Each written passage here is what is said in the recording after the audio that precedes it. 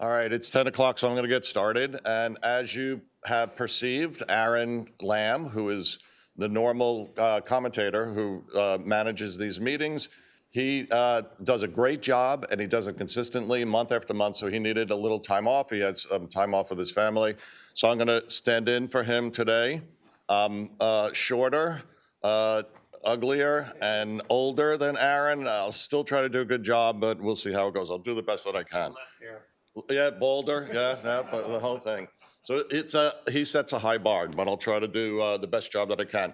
I love this phrase that prostate cancer is just 2 words, not a sentence. And also, please, there's absolutely no food or drink. I think even like unopened water bottles, they don't want anything brought in here. That's for the speakers. Of course, I'm put it down in all the electronics. Not a good idea. All right, so hello, everybody. Thanks for joining us today. And of course, special thanks to the Sanford Burnham Prebys Medical Discovery Institute.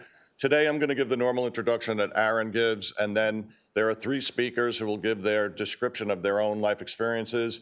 I'm one of them. The third one, I'll introduce these, but I say thanks. I'm going to show a tiny bit of the research that I do. I'm a research scientist, and I want to thank Sanford Burnham for not only providing this auditorium for these meetings, but I also have research done by them on the work that we're doing. So I'll talk a little bit about that. Here are the Informed Prostate Cancer Support Group principals. The organization is looking for a president. Aaron Lamb, who does a lot, he's the current director and the president pro tem. Jean Van Vliet is the director. Bill Manning, director and video editor. John Gottlieb is the treasurer. Stephen Pendergrass is the secretary and the newsletter editor. John Tassi, webmaster. Bill Bailey, the librarian.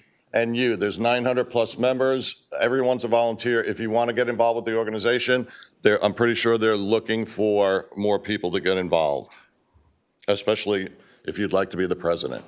That I handed out, if anybody is here for the first time and didn't get the form, could you raise your hand? All right, so maybe somebody can hand these out. All right, Kim. All right, sure. All right, great. It's just 1 page. Yeah. So that's a form that it's optional if you want to fill it out and hand it in at the end of the session. I'll hand those back to Aaron, and Aaron's really good at communicating with the new members, and if they so choose to. When I first joined this organization or started coming to the meetings, I had a Zoom meeting with Aaron. It was really very valuable. So I'll give these forms back to Aaron, and then he'll contact you. There's also, as you probably saw when you were coming in, there's articles and booklets, an information kit. And as I said earlier, the organization is looking for more volunteers. So these are the slides that I really enjoy because there's audience participation.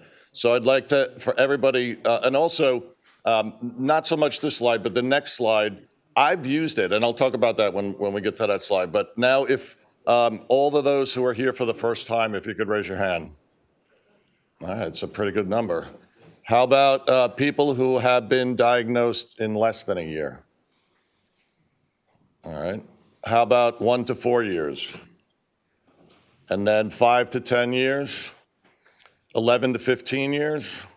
And then my favorite category, longer than that. Yay! So it's excellent. Really, really happy that there are people here who have had this for a long time and they're here. All right, so this is the slide that I find useful because I'm doing active surveillance, and I'm one of the speakers today. I'm doing active surveillance, but I'm considering maybe proton therapy or maybe something else. And what I want to do is talk to people who've actually had it. So now I'm going to ask who here is undergoing or partaking in active surveillance? All right, how about who has had surgery? Okay, and now I'm going to break down the radiation into the 3. Who here has had proton therapy? Okay, how about external beam radiation? And then brachytherapy? Okay, all right, we have a good spread of different technologies. How many people have been on androgen deprivation therapy, ADT? How about chemotherapy? Not quite sure how to define that, but okay. Focal, HIFU, laser, cryo, or TULSA? Okay. I'm actually kind of thinking in the future, maybe Proton or maybe Tulsa. How about any of the new treatments? Anybody do any immunotherapy? Okay, one, all right. And how about, I don't know how to say it, ex-figo or Pluvitco? I'm going to talk about that in a second. All right, and anybody have recurrence? Okay. And then undecided, people not sure what they're going to do in the future? All right, cool. All right, thank you, thank you. So this is the support there's a website for this organization. It has a really good YouTube channel. So Patrick right now is recording this particular session. All the sessions are recorded and they're all available on YouTube. And there's been really great speakers. My doctor was here a couple of months ago. The meeting's every third Saturday of every month, but not December. There's a newsletter, website, email, and mail. There's also a hotline, and the organization is looking for people to help with the hotline. Upcoming, I think I think at this point, maybe we can hand around the basket for collections. So the collections are for, paying for the website, the email, as well as the food that is provided here.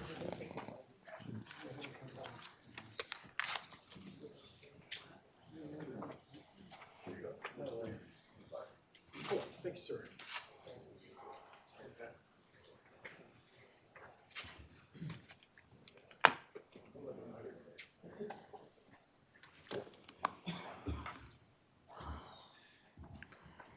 So upcoming conference, this is taking place at 2025 Prostate Cancer Patient and Caregivers In-Person Conference, September 5th to 7th at LAX.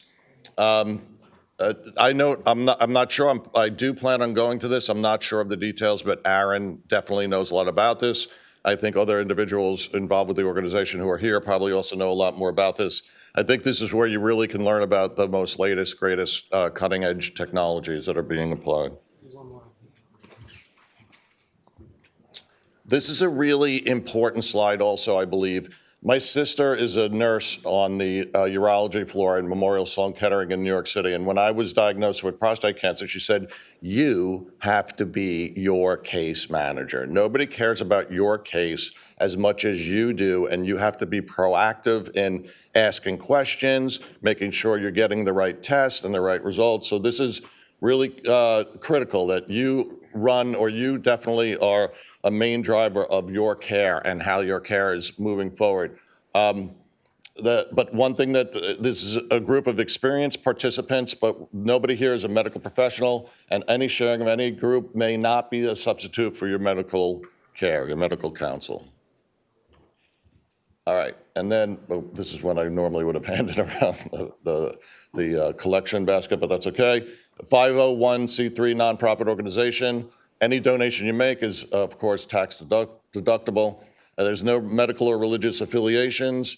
The biggest cost for the organization is the website, advertising, and mailing. And you can make a donation either today, as we handed around the baskets, or you can send a check payable to that information. And all this information is on the website. All right, so next month, we're going to have Tracy Roberts, who's a registered dietitian from the UCSD Moores Cancer Center. She'll be speaking on August 16th, when Aaron, I believe, will be back. And today we have a member roundtable discussion, and there are 3 people who will be speaking. Richard Opper, Marc McGuire, and myself, John Love. I'll be going after Mark. So with that, I'm going to introduce Richard Opper. So Richard.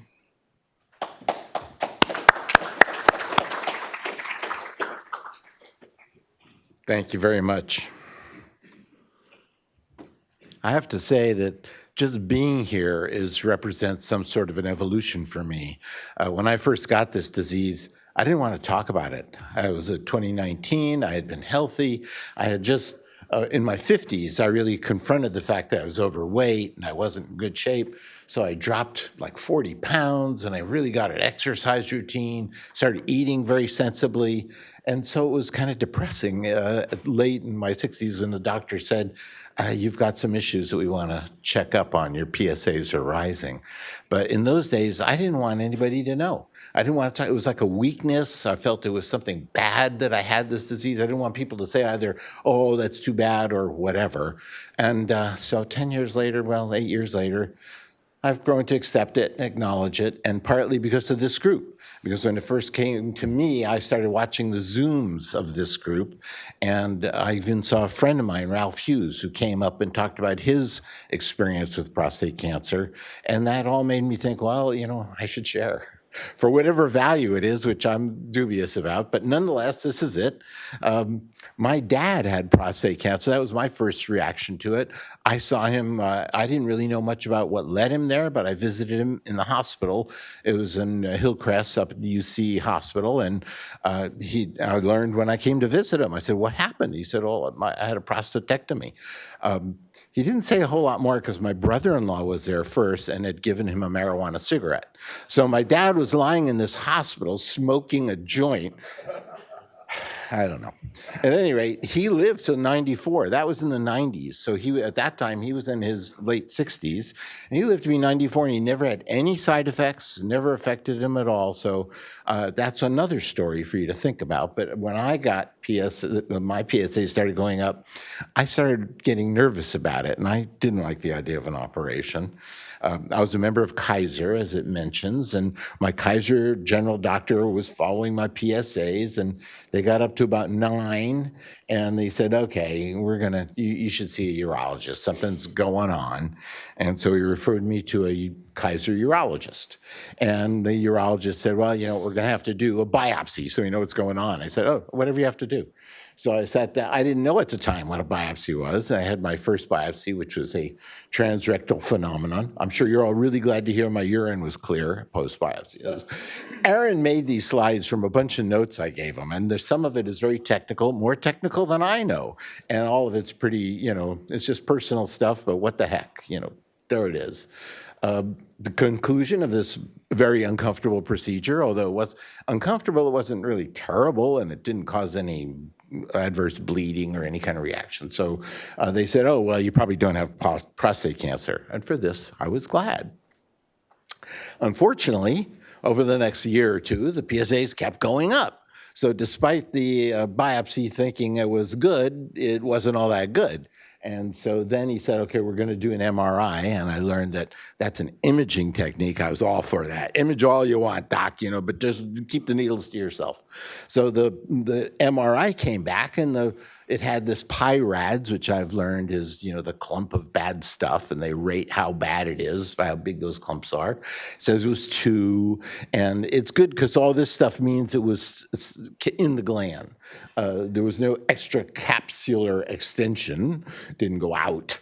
And seminal vesicles, yeah, we didn't want them invaded, and they weren't.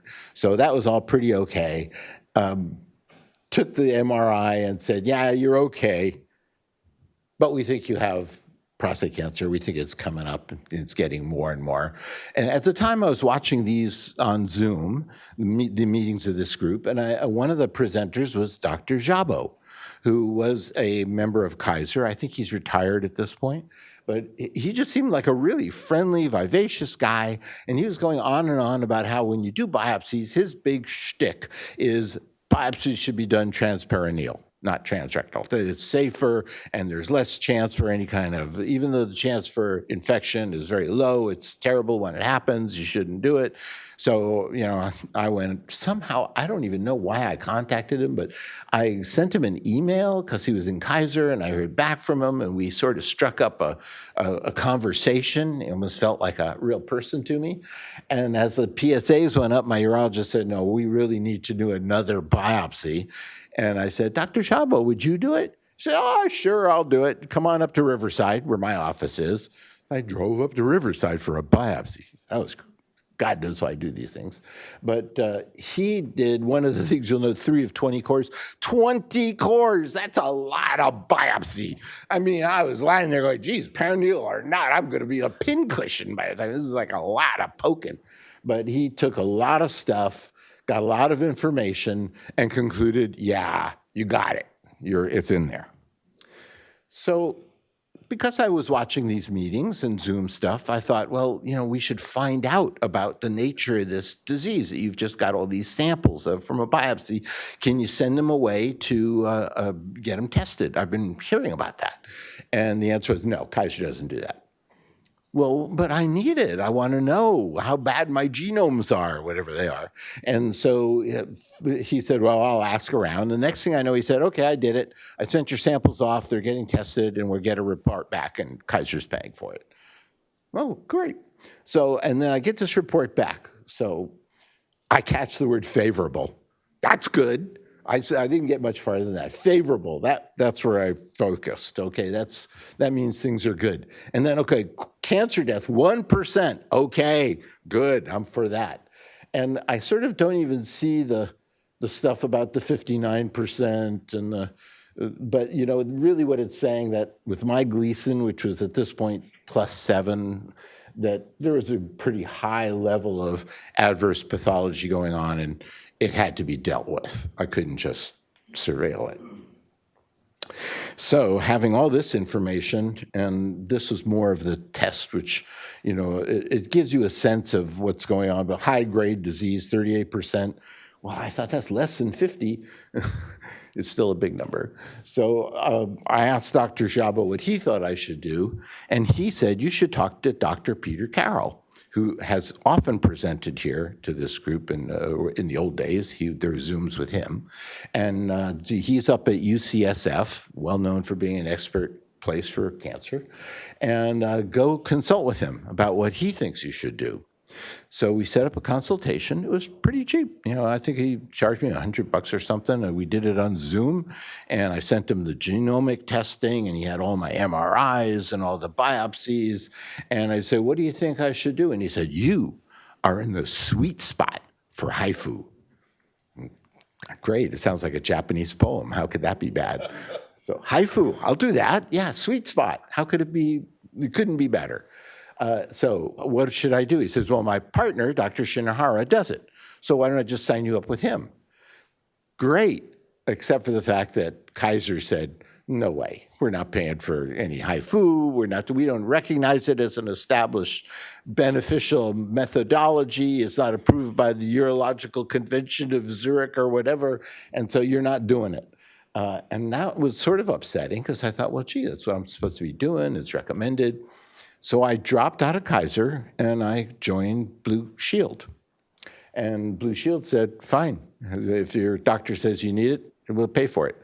So I understand HIFU in some places is like a rich person's solution where you go to Las Vegas and it's $20,000 or $30,000. They put you up for a couple days in a nice place and do the HIFU. UCSF, I flew in. They got me, it's general anesthesia. And, I was out the next day, but it was all covered by Blue Cross. So I didn't think of it. It was like, $10,000, $12,000. I don't really remember what it was because somebody else paid for it. But it was a complex series of maneuvers to get there.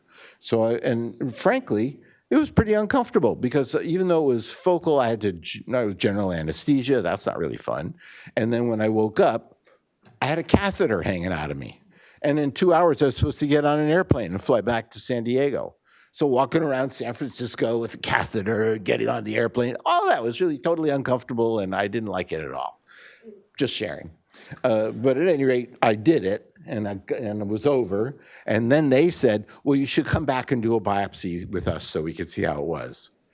Another one? I mean, geez. Okay, I went back. Dr. Shinohara is a really well-renowned urologist, and he'll know how to do it. Got down in his office. Now, this is our checkup biopsy to make sure everything worked. Put me on the table, and then this young student comes in. It looks like he's 12. And Shinohara stands back and says, okay, now put in the needle. Oh, good. This is going to be fun. It went, 16 jabs, but, it was... Oh, more than that. Don't forget the first ones. This is like my fourth, or I don't know which biopsy it is at this point. But they did the biopsy. And the good news was it was all benign. They said, we did it. The HIFU worked. It's 100% good. You are out of the woods. It's And so that was really great until it wasn't, because I had it done in, I think it was 21. I forget what the last slide said. No, 23 was March of 23. So then here you go, 22, 23, it's level. October 23, January, that's going down, thank God for that. May, so, it didn't look like it was so good. So the haifu and all the stuff I did was like, So at any rate, back at it. So there was something I was going to have to do. I found a doctor locally, and Dr. Conichetti at Scripps. Really like working with him. He's a good guy. He said we're going to have to do another MRI to see what was going on. He did one. It was not good. Big clumps of bad stuff. It was like as if the haifu had made everybody angry. And so now they're going to really get me. So it was a much more aggressive disease, higher RADS things, but still contained to the gland. So he said, okay, well, we have to do biopsy now. I said, why do you have to do biopsy? It's bad. Just do something. What do I do? No, need another biopsy, because that's what we like. So he did another biopsy. His style of doing it was a perineal, transperineal, with some kind of ultrasound device also inserted into your body. I'm not going to go into details, but it was like all this guided stuff, and it was a 4+4. Cribiform refers to the way the cells looked under a microscope. If it looks like a wheat thins or a little crispy thing, then it's cribiform, which is bad. And so it wasn't just 8, it was 8+, because you've got the bad structures in your cells. So you, meaning me, really had to do something about it and do it fast. And I said, well, what can I do? And the good news was that then I had another test, which was the newfangled kind of CAT scan, PET scan, that's designed just for prostate cancer, spots prostate cancer wherever it is in your body, scans your body. You got to remember, though, these machines, prostate cells are tiny. There's no imaging that picks up cells.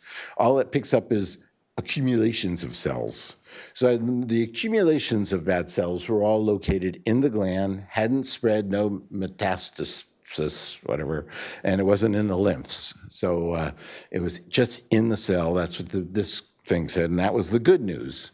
So what should I do? And I asked Conichetti, who's a cutter, so naturally he looks at problems as things you'd solve with a knife. But he said, no, I think really in your case, you really should talk to Dr. Trapanini, sorry for that. But he's a good doctor. He's done a lot of studies. He's had published opinions. And he came into the room and just right out saying, well, we're going to do radiation. I said, wait a second, I'm just trying to hear what the options are. And he laid it on me how radiation was it for me, partly because of my age, and here I'm only 13. What's the problem with that? But he was still going on radiation because it gets a big spread and it's going to be better. And he's got the newest, hottest machines in town. And so he's done talking. I said, well, why wouldn't I do proton? Reading all the stuff about proton therapy, it's focused, it's like, really exact. And he looked at me like I had offended him. Oh, well, if you want to do proton, that's okay with you. But it's really just the same, proton, photon. It's really, and when you look at and so I didn't know what to think. And I spent over 2 months talking to urologists, some of them all over the country. Some of whom were my friends, some of whom were local. I'm talking to people saying, well, what's the difference? What's good or what's bad? What I ended up concluding, and I'm not saying it's right or wrong, I ended up concluding it doesn't make a difference, except in certain kinds of cases where your cancer is extremely hard to get at and very small and only proton works. And in my case, it was recommended I did the photon treatment because it had a wider spread. And it was seeing as my cancer was just in the gland, doing the wide spread over my whole midsection and lymph would be good. And it would just be making sure everything was happy. Okay. happy. That's what I wanted. So I decided, and also scripts, it was easier for me to just stay with them, work with them. And people I talked to, they were rated really high, and I don't know how to do any of these things. I'm a bit of a fatalist. Supposed to some of my friends who take notes about everything and try to figure out everything, I sort of like, okay, whatever. So we stayed with scripts.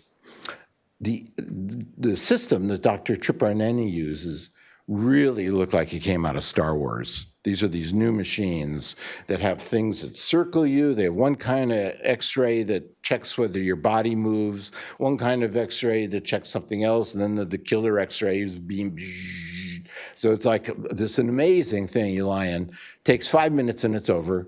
Never felt anything. I never had any adverse reactions, no skin reactions, no digestive reactions.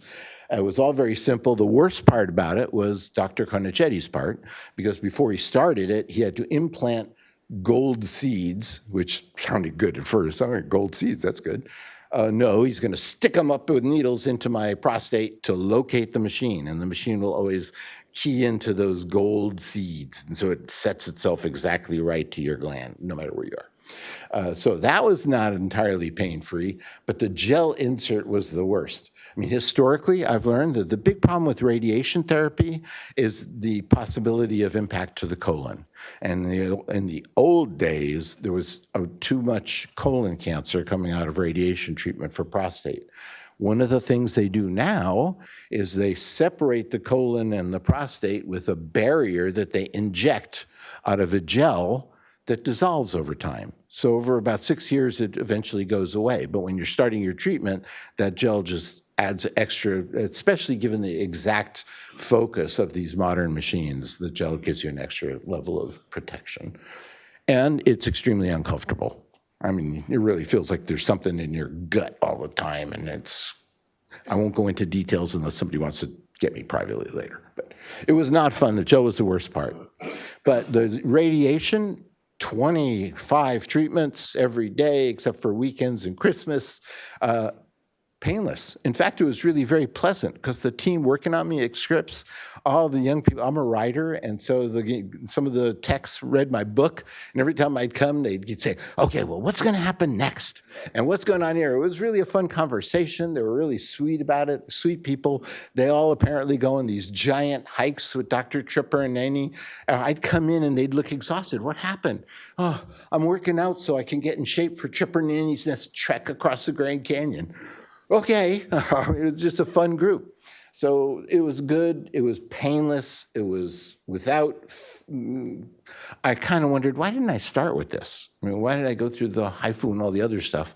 But I was talking about this to Aaron, and he suggested that, well, HIFU kicked the can down the road for you. You know, it wasn't a terrible thing to do. You didn't risk any kind of indirect symptomatic problems. It worked for 6 months for me.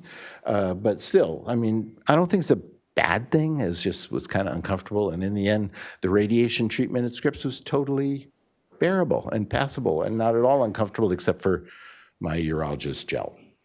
So then everything was beautiful and wonderful until we get to the bad part, which is in order to ensure the radiation lasts, they put you on the hormone therapy.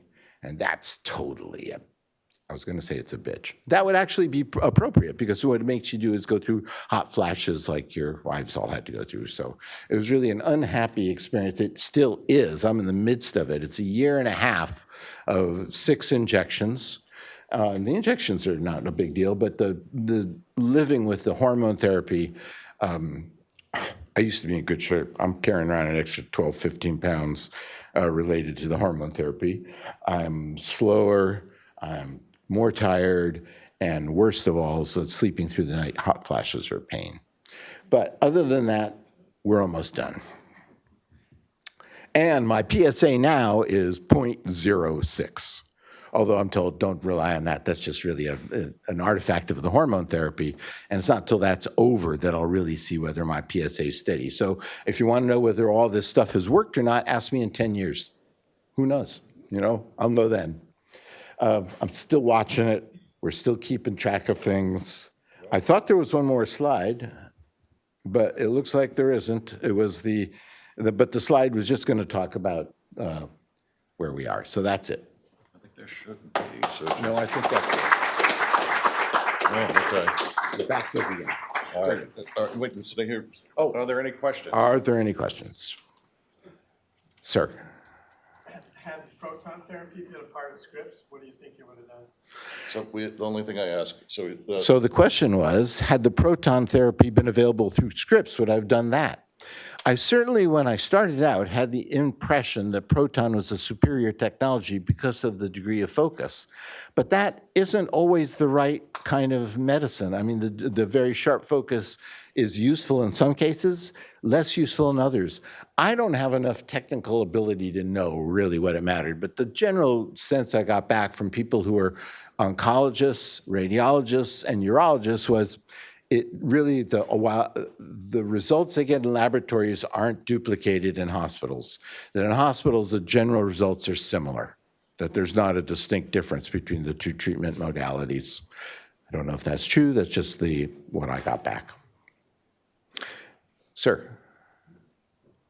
Have you thought about changing from Lupron to the daily pill or Govix? So the question was whether I would change from Lupron, the injections, to a daily pill. Haven't thought about that at all. Didn't even know it was possible. I'm totally in the hands of doctors, and so maybe I should ask them if I should do that and see if it makes a difference. You have to ask. Okay, I will. I'm scheduled to see him in a couple of weeks. You think it may have less impact? how long did it take the gel to dissipate? About 6 months before it was really not noticeable. The first month was the worst. And the gold particles are not radioactive and they're still in? They're not radioactive. There was just first focusing the machine, and they're still there. So someday somebody will harvest wealth from my body. Sir? At the risk of being too personal, with the hormone therapy, is your sexual function? That's, an entirely fair question. When the doctor said he's going to put me on hormone therapy, I said, what's that? He said, it's chemical castration. So, yeah, basically, for, a year and a half, that's not to say I'm not attracted by lovely young women. It's just that's as far as it goes. Yes. Do hot flashes and stuff. So my husband is doing the same Dr. T, all of that. So he's had his first injection. He's had his next injection next month. He's had one hot flash only in 3 months. Is it worse as it? I found it, the first two, it wasn't until the third injection that it got worse, and it did get worse for me. And I hear from other people that as the process goes on, the side effects are more bothersome. But I don't think they're ever anything other than you would say bothersome, but they're very bothersome. I just basically said, welcome to my world. Yeah, exactly. But I think, for me, I was thinking to help him, once we know that the hot flashes are really going to come, is to maybe do a different type of mattress that sleeps cooler. I've heard of those things. And in fact, Aaron, the question was, do the hot flashes get worse the longer the hormone treatment persists? And that's been my experience, and I've heard it's others' experience. And it's also been mentioned by this young lady that, in fact, there are mattresses and mattress toppings that circulate cool water or that have air conditioning in them. There's all kinds of solutions. Aaron was telling me of a mattress cooler that he uses, except it circulated cool water to the unfortunate effect of leaking. And so that's another issue. So, however your bed gets wet, it's not necessarily comfortable. Up there was a question. Yes, ma'am.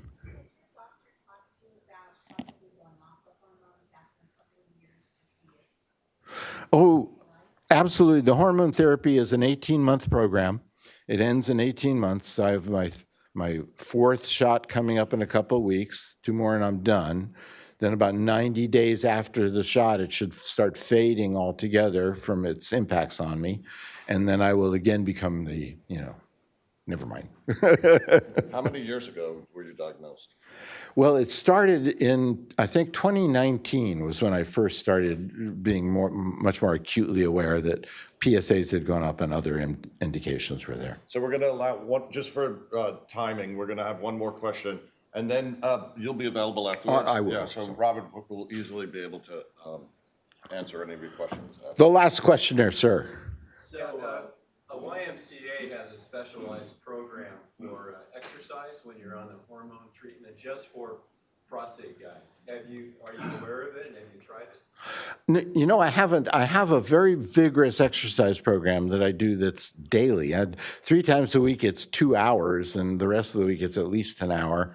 And the weekends, I bicycle.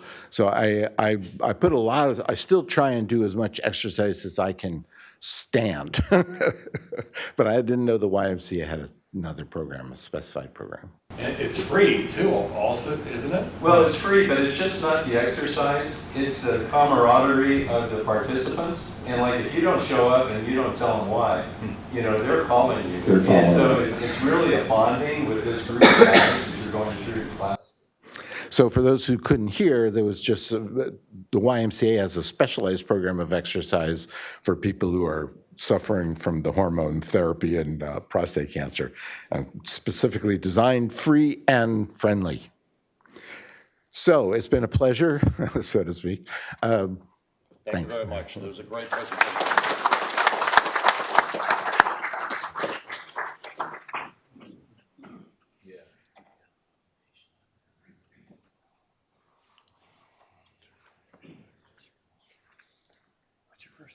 John.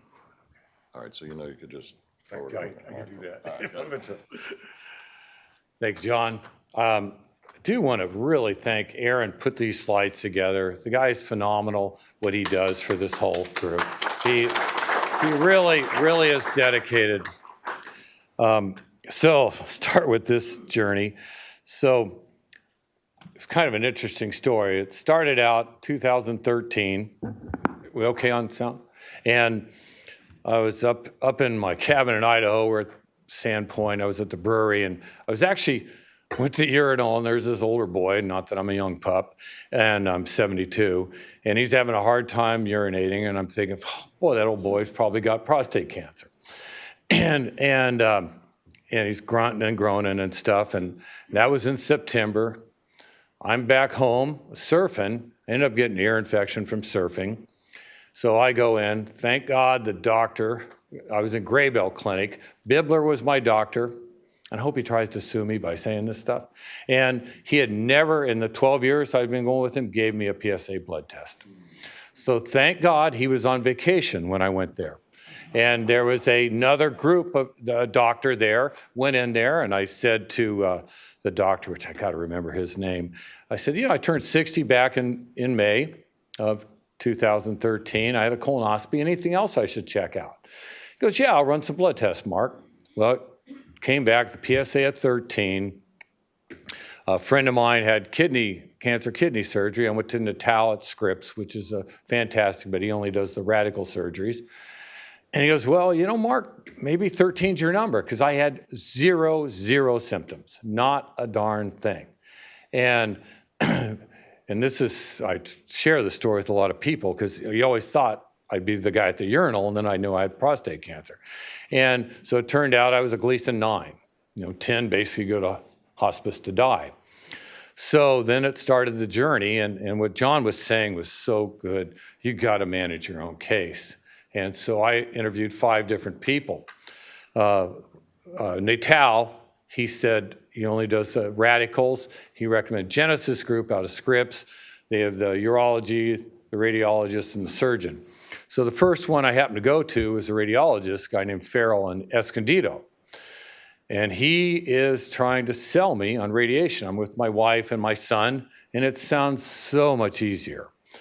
And I pretty much, and he says, where are you going next? Well, I'm going to interview, one is Carol Salem, but then Dr. Christopher Kane over at UCSD. And I was really convinced at that point radiation's the way to go, because side effects, all the other stuff. And we're getting in our car, and I'm not making this up. He came out the back door of his clinic. He goes, hey, take what you hear from Dr. Christopher Kane with a grain of salt. We don't see eye to eye. And that was kind of curious. And then actually, I misspoke, because I went to Carol Salem next. And then they're in a team. It's a Genesis group. And I said, well, I'm thinking about radiation, Dr. Salem, because it sounds so much easier and less complication.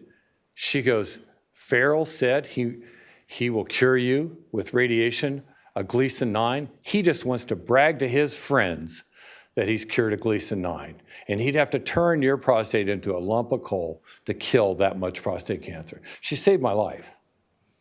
I really believe so. Chokes me up just talking about it. But she's rock star fabulous. And Christopher Kane is also. So then what turned me off on the scripts is you got a radiologist who wants to fry a heck out of you, and then Carol Salem wants to operate. And part of that's natural. They get into their field. They love their field. They're passionate about their field. So then I went to UCSD with Dr. Christopher Kane, and who's fabulous. And I asked him how they go about diagnosing your treatment. And what they do is they get with the urologist, the radiologist, and the surgeon. The three talk as a team and go back and forth. So it's not one just flag about cooking you, one about hacking you. So it's a team that comes up with the surgery plan or how to go about treating. And he sold me. The other thing that sold me on UCSD, at a teaching hospital, a lot of doctors are kind of high on themselves, and a lot of them may deserve that. But at a teaching hospital, you got these brilliant young students, Mensa, just brilliant. And these doctors can't bullshit these people. I mean, these are brilliant students, and call them out and call questions. So these doctors have to keep learning and growing because they're called out in rooms bigger than this full of people that are brilliant. So I think that philosophy makes these doctors be a little more humble and realize they got to learn and grow. So it sold me on that, and I still think it was the right way to go. So that was through November, made up my mind. There was a clinical trial coming out called Rituxan. So Rituxan, it's something about the white blood cell. It's how that lymphoma is carried with the white blood cells. So is rheumatoid arthritis, and so is also prostate cancer. So it grabs on these cells, cruises around the body, and that's how it does it. Well, I went through 4 8-hour injections through the month of December in 2013. And talk about humbling. You see some of these people in there going through infusion, and you whine about your own stuff, and you see what they're doing. It's amazing how brave so many people are. But the clinical trial, I went through the 4 of those. They actually defunded the trial. I don't know the backstory on that. But so I had the treatment, the prostatectomy in January of 2014 with Dr. Kane. And when they remove it, they remove the prostate completely, and then they roll it in like a black dye, so when they do the biopsy, they can see where the cancer is. And it was obviously, it was all the way through the cell. I had the vas ducts removed, a bunch of lymph nodes. They hacked out a bunch of stuff. And then I went on hormone therapy to heal up for 6 months, which is, you brought up the point, I can understand why women think we're dogs. I swear, because it's the way you'll be talking to a guy and a cute woman will walk by. And it's like, whatever, you know? And women don't understand what testosterone does to our little dinked up brains. And it gave me a little insight to that. And so I did that for about 6 months for the healing. And then I did 39 radiation treatments where they just basically radiated the whole prostate bed because they knew it was Chernobyl. The puppy went everywhere. And so I was less than I should start doing this stuff, huh? I was less than 0.001 until somewhere around October of 2018. And then the rascal came back. So the monster got out, and my doctor, and I preach this when I see anyone and everyone. You get your PSA blood test. You catch it early, you'll never die of prostate cancer. You have a prostatectomy, you'll never die of it. And I think part of the things that helps me deal with this is I share this ad nauseum with a lot of people in different areas in different ways. My wife's been very patient with that. But if we can save 1 or 2 people by sharing our stories, like we're all here, I think it makes it all a little more palatable for what we're going through. So, it's been, the rascal's been coming back. I've had 6 PSMA scans, and they haven't found anything. I'm well, 2 months ago I was 12.8. It's a pretty steep ramp, so I'm probably 14 or 15 now. So my thought was to not start any treatment until maybe there's it's a mass in one area, cut it out, and I start the routine again.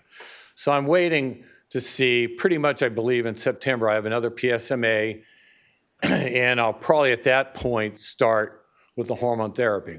And looking back, I think my decisions have been correct, and my guidance from the doctor has been correct, because I would have been 10 years on hormone therapy. And now, where we're at today, they have different hormone therapy because you get the hormone resistance, but now they can mix it up. Also, from what I understand with genetic testing, they can parallel a hormone therapy that's more in line with your particular type of cancer. So the puppy's been growing. I really haven't had any symptoms. So, I'm pretty active. I surf, I bike ride, I ride adventure bikes. So I think what's going to happen here in September, now what one of the discussions is 100% growth in 3 months in my PSA is time to start hormone therapy. So I'm going to, after I see with the PSMA and see the growth run, that's where I'll make it. But I'm pretty sure this fall I'll start the hormone therapy. The other things, like you're mentioning, they can do the hormone therapy, beat it down, and then pull it off so your life gets back a little bit normal. And so there's a lot more treatments. The longer we kick this can down the road, there's more opportunities for all of us. And it's phenomenal with like this place and many other research institutes, what they're doing. There's also a lot of information for the Prostate Cancer Foundation, which is a nonprofit, and they have a lot of information on that. I think, being your own advocate. The other thing I'm learning now, there's also a couple different dyes they use in this PSMAs, and I'm wondering if the other one may detect the type of cancer I have. I mean, there's 2 different dyes, maybe things will happen, and that's one of my questions.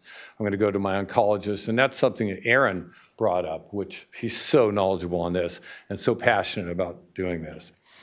So that pretty much tells my story. If anyone has any questions, I'd be happy. Yes? I'll get you next. One of those personal questions. Do you have sexual side effects before you started the Groupon, like after the prostatectomy? So what happened, after prostatectomy, things are about 50% of what they were. And with the hormone therapy, zip, there was nothing there. And don't even care. It was the weirdest thing in my life. And the second question is, has Pluvicto come up for you in discussions? Which is the drug that they can use the PET scan to actually treat now? Yeah, I've heard about that. One of the things that I've also heard, and I'm no expert at this, it's just but it's super, super toxic. So one of the things they recommend is wait off and I'm hoping they're going to get more fine-tuned on that, because it's a killer, it's a radiation killer, and it goes throughout your whole body. Now, death is also worse. But the Pluvicto is something to do when the other things have failed, from what I understand. But it is magnificent, but I think they're going to tune it up because it's highly, highly toxic, from what I understand.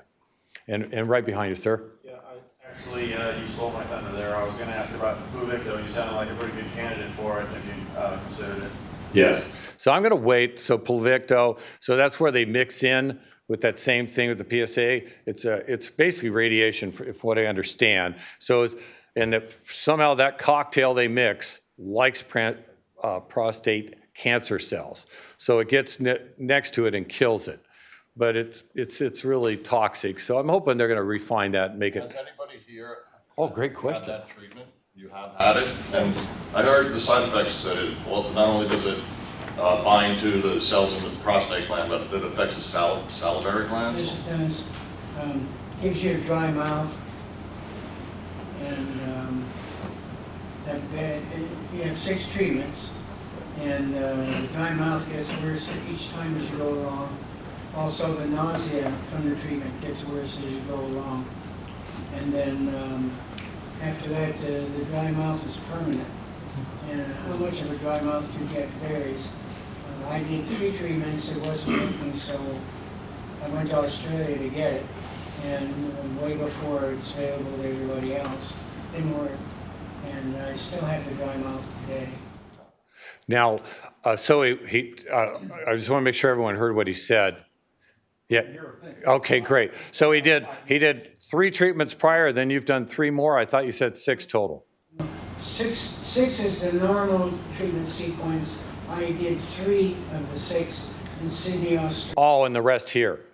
No more. All, no more. And are you undetectable? No, I've never been undetectable since surgery in 2009. So he had 3 treatments, and it apparently was not effective, but it did permanently give him a dry mouth issue. So some of what you're describing sounds like what my friend Ralph Hughes went through, who was one of the first people who introduced me to this group. And he had similarly a prostatectomy, and then it started coming back, he had salvage radiation. But he ended up going, and because you're in the UC system, he ended up doing the proton therapy, because for catching the little bits that go around your body that drive your numbers up, the proton might be really the right way to deal with that. PET scan proton, you should at least inquire. So It worked really well for him. So the proton, and that's, I appreciate, so how do they just proton your whole body? No, it's a very focused beam that's focused not only in terms of the width of the beam, but the depth to which it travels. Well, what are they going to hit? Well, the little clumps of cells. I have the PSMA tests have seen nothing, Is 0. that a PET scan? Yeah, PET scan, MRI combined. It's with the nuclear dye. I mean, from what I understand, it's the most sophisticated observation technique. There's nothing showing. Now, I understand your point. When they see it, and that's what I've been doing, is kicking the can down the road, thinking, here's the Chernobyl, the mass, and then we kill the mass, then I start the trip again. But they can't find anything, so it's undetectable. Millions of these tiny, like John was saying, tiny little rascals all over the place that add up to, I'm probably at 14 or 15 now. It's been 60 days, and it's coming up pretty steep without a prostate. Yes, sir. I just got diagnosed, so I've been just doing research. And on the PET scan, I did find that there's 2 different ones. The PSMA, where the markers go to the membrane, and the other one was the FDG or C11 cooling, where there is no membrane for it to attach, but the prostate cancer tumors absorb it, they eat it, and that's what shows up. So I'm thinking about getting both. The choline, where it only absorbs it, but it's not on the membrane, then the PSMA, see if it shows on the membrane. So for everyone, so there is 2 types of this, forgive me here, but a radiation way of PET scan. The PSMA, and they use 2 different types of radiation chemicals. And this gentleman's deciding, he's thinking he's going to try both. And I do believe that might be a situation with me. The type they use at UCSD may not show this particular type of prostate cancer I have, and there's another type. And Amy, where is it? Is it Scripps that has the other chemical? It's actually So there is 2 different types of chemicals, and he explained it, which I didn't understand. One actually hits on the outside membrane of the cancer, which exposes it that direction. The other gets in there and does it a different way. So it may be the type of cancer I have is not being shown by the type of chemicals they're using at UCSD. And it was mentioned here one time, I believe, by one of the speakers. So there is another one that I'm going to look at. The other thing I'm going to look at, I haven't done genetic testing, which also can parallel the type of hormone therapy you might use, which will be a more toxic or work better on beating it down. And then, so that's something I'm looking at too. So Mark? Yes. So you're exercising a lot. Yeah. By the way, it's good to see you again. I met you in January at the OESD symposium. That's where it was. I was trying to remember that. Yeah. Diet. Talk to us about what you're doing or not doing in terms of diet management, specifically sugar and fats, because of the 3 nutrient pathways for prostate cancer, whereas lung cancer, breast cancer, glioblastoma, they all like glucose. Right, brain cancer too. Prostate likes fat. Still likes glucose a lot, that's why the PSMA PET scan works. But, so what are you doing there? I appreciate that. Yes. Okay, thank you. Thanks, John. Yeah, so what the gentleman said, what's your name again, partner? Mike. Mike, yeah. UCSD in January has a prostate cancer summit. There was some tremendous speakers from all over the world, and I encourage you folks to attend that. And I mean, what do you think? There's 400 or 500 people, don't you think, Mike? 200 to 300 people. And so what Mike asked is, what kind of diet am I on? What am I doing? And I eat pretty good. I quit eating red meat. Both my parents died of heart attacks. I haven't eaten red meat since '87, so it's fish and fowl. And I eat fairly well. I can tell you, I probably drink more than I should. Sometimes it does dink with my brain. I mean, it's a shadow having this son of a bitch over me sometimes. I mean, I worked my ass off. Yeah, I mean, and but yeah, it's you know, you got to cope it any way you can. But yeah, I like exercising. I feel better after exercise. I do eat good. It's like that, and generally in pretty good shape.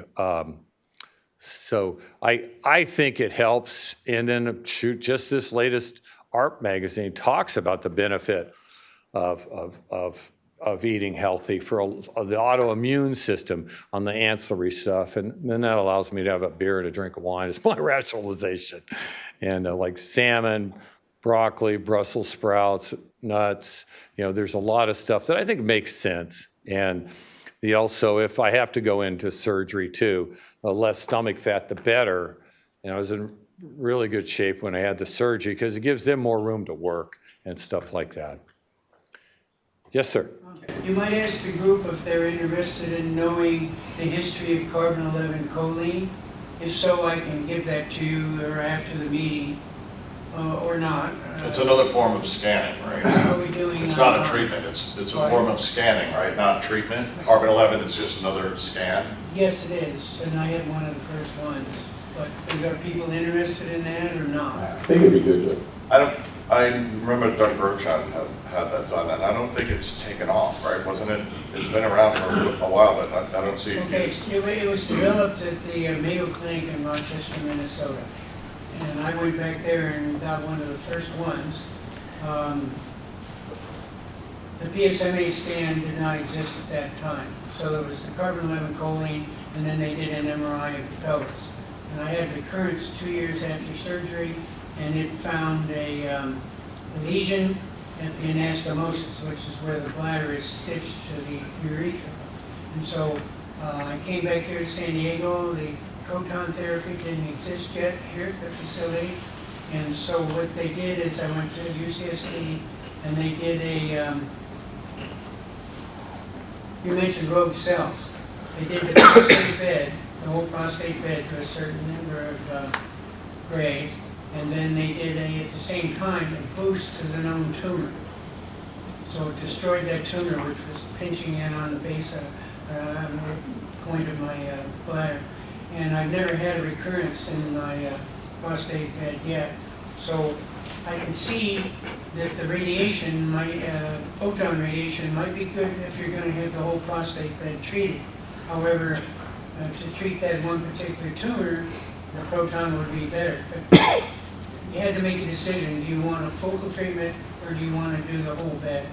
And I chose the bed with a boost to the known tumor. So, so everyone can hear. So it's a type of scanning, and how's that compared to PSMAs nowadays? Is it supposed to be? Obsolete. Oh, it's obsolete. So PSMA is, and so at that time it was cutting edge. So it did find the tumor, so they could isolate and use a more isolated radiation treatment directly on the tumor, and then the broadband, like the carpet bombing throughout the prostate bed to kill the rest. A couple other points. Mayo Clinic developed this carbon-11 choline PET CT. They made it available to anyone who wanted to use it anywhere in the world without any royalties whatsoever. However, no one took it up. You have to have a cyclotron just within 15 minutes or so of when they created it and when it was so it just never took off. These newer ones, like the gadolinium, came along far superior and easier to make. Great. So that's cutting edge stuff. Thank you. And Mike, you had another one? Yeah, I wanted to take advantage of the conversation about diet. On August 16th here, the speaker is Tracy Roberts. I worked with Erin to locate her. She's the dietitian for UCSD. I'm 74, and I know in all the years that I've lived, if, the first thing you want to do is reach for a pill or drink the potion that the doctor gives you, but we overlook the food we put in our body every day.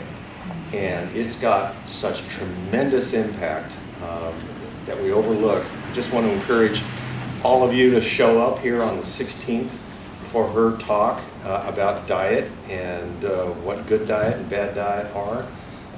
And if you can, invite a friend, who's either also dealing with this stuff like we are, or somebody who is like in this age bracket, because we all know about 60% of us are going to get diagnosed before we croak of something. So thank you. I just wanted to throw that little advertisement out there. Yeah, it should be a good class. So Mike's been instrumental in bringing the dietitian that's coming in from UCSD. And the other part is, what is it, every 7 years, all our cells are replaced in our body. So good, healthy eating, you would think would maybe help out making the cells a little better than they used to be and replace it. And so I do eat pretty good. So I'm far from walking on water, but I do pretty good. All right, if we could thank Mark again for a great presentation.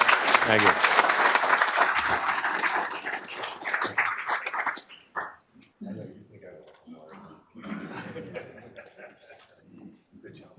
And I have some good news. I'm engaged in active surveillance, so my talk will be shorter because I haven't had all the treatments that Robert and Mark have had. So first, who am I? My name is John Love, and I am a professor at San Diego State University in the Department of Chemistry and Biochemistry. I'm going to tell you a little bit about my focus because I told you there's two reasons why I like the Sanford Burnham Institute. One is because this was a protein we designed that binds zinc, nickel, and cobalt, and the biophysical characterization of it, the analytical ultrasonography, was done here at this facility with Andre Bobkov. So I'm really appreciative of that.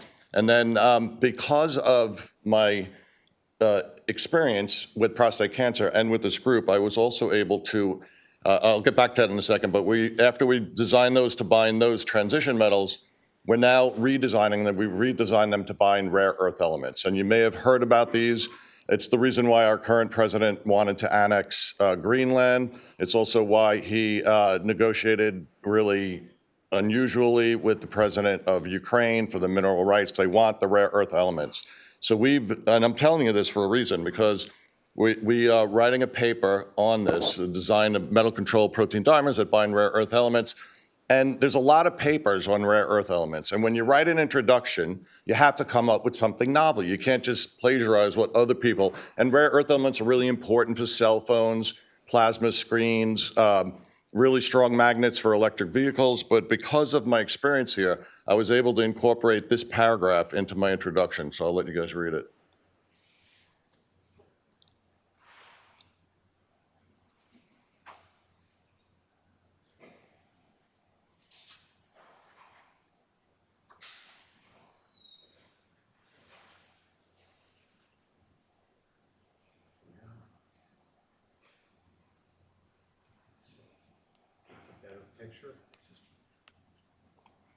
So now I'm able to come up with a new paragraph solely with my experience in prostate cancer and with this group. But so as anybody who's had the multi-parameter MRI, you've had gadolinium, which is a rare earth element, injected into you. And people who are using Pluvicto, which we were just talking about, have lutetium-177, which is a radioactive isotope of that rare earth element. So maybe one day we could use our protein that after you have your MRI and you urinate, we might collect that urine and re-purify the gadolinium out of it. That's a possibility. So I'm 65 years old. I was diagnosed in December of 2020. I was in Sharp Steely. My doctor was Dr. Darling. He was surprised that I came back with prostate cancer, and I said, well, what do we do? And he says, well, you have a disease and we intend to cure you. And I said, what does that entail? And he said, radical prostatectomy. And I was a little taken aback by that and a little bit upset, as we all have been when we've been diagnosed. Then I went to at Genesis, Dr. Dado, and he also recommended very strongly radical prostatectomy. And I thought, oh, I'll go to another place. I'll go to UCSD. And Dr. J. Kellogg Parson, he went through the whole routine, which I already was well versed in. He went through the whole routine, and then at the end, he said, if I were you, I would do active surveillance. And I wanted to jump up and hug him, right? Because that's a little different than the previous suggestions. So this is a history of my prostate, or my PSA. So the red arrow is when I was diagnosed. And you can see that it's gone up, but last two in 2024 it dropped down a little bit. There's always a spread in data, but at least it's not continuing on the upward trend. This was actually, I'm going to put slides up like this, and I'm just going to point to the bolded thing. So this was an MRI that was done in 2017 before I was diagnosed, and you can see at the bottom it says no evidence of malignancy. It does say chronic prostatitis, and I've had chronic prostatitis for the last 30 years of my life, and I believe it's because humans didn't evolve to sit in front of computers for 8 hours a day, 5-6 days a week. It's just putting a lot of pressure on that area. There's two types of prostatitis. Bacterial. It was proven that it wasn't bacterial, it was inflammation. So I've adjusted my life so that like the chair I use at work, I could adjust so I'm not constantly sitting on that perineum area. I do believe that the chronic prostatitis may have been what led to the prostate cancer, because inflammation generally could at times lead to cancer. So I had my first biopsy in 2020, and you might remember that was during COVID, and I had to go to the hospital. So I arrive at the hospital at 5 o'clock in the morning, and all messed up, the whole thing. And before I go there, the doctor told me, said, you have to go to CVS and buy 3 enemas, use 2 of them the morning before you come, and then bring one with you. I'm like, okay, I could do that. So I get to Sharp. The first person they sit me down with is the bill collector. And she said, this is going to cost, because this was done under general anesthesia. I had no idea that that's not the way it's normally done. So she said, this is going to cost $12,000. Your insurance pays 80%. Do you want to pay the 20% now? And I wanted to use 4-letter words and say, are you out of your mind? I'm here for this thing. I'm not here, bill me. I'm not going to run away. And so then I go into the doctor and I said, he said, how you doing? I said, good, but for 12 grand, you think you could have spotted me a couple of enemas? I got to bring my own enema to, come on. So these are the results. I had 3 + 3, which is not so bad. Here's another 3 + 3. Negative for perineurial invasion, but my favorite, benign. And then here you can see at the bottom, focal perennial invasion is identified. And this, I think, is why Dr. Dado wanted me to do a radical prostatectomy. So this was the results from the original biopsy. I did have some 3 + 4s, 3 + 3s. So then as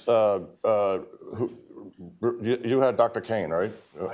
Mark had. So I've been seeing Dr. Kane, now I doctors Dr. Bergolia. So he said active surveillance with regular MRIs, PSAs, and biopsies. So this again is 8 months later. I thought, I don't know what to do, right? It's 8 months. If this thing's growing, I want to get rid of it. And so I said, why don't we just do another biopsy like 8 months later? And if it shows that it's grown and it's gotten worse, then we could do the radical prostatectomy. So I'm just going to grab some water here. Sorry.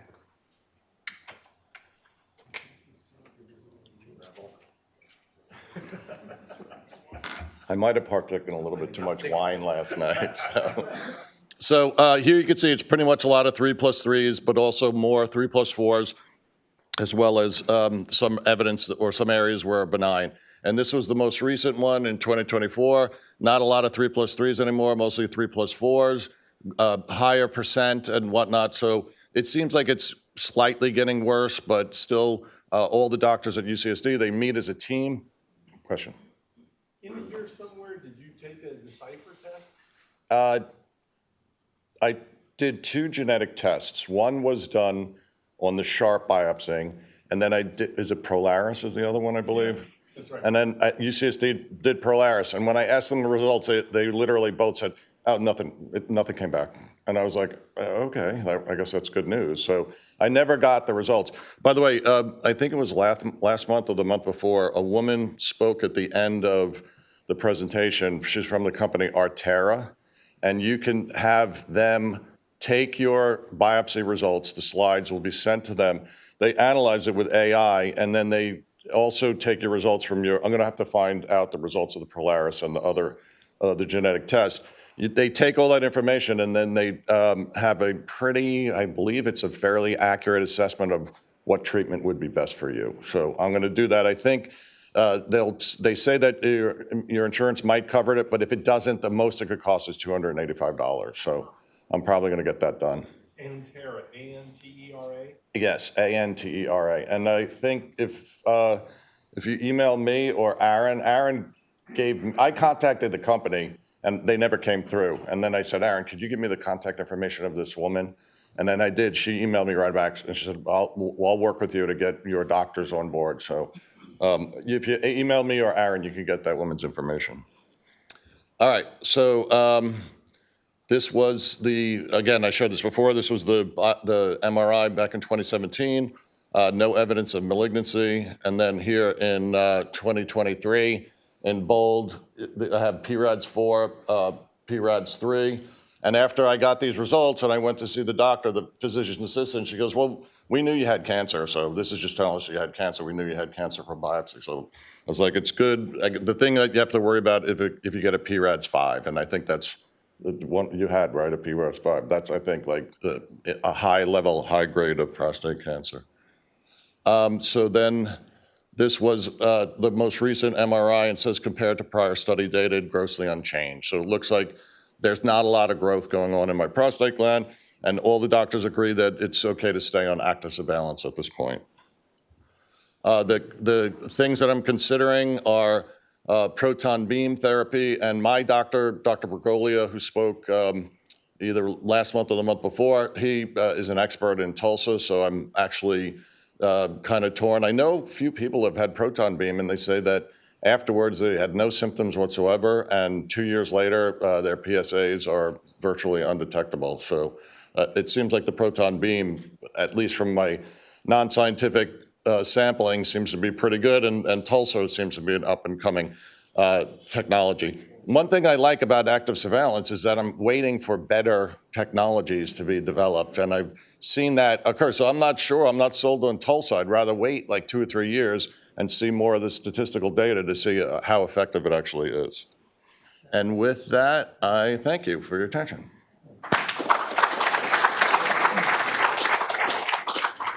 Mark, you have a question? So, it's based on my negative experience. Part of my mind says if you got this monster growing, get it out so you don't worry. I mean, mine's spread, so I'm really biased on wanting to get the poison out of my body.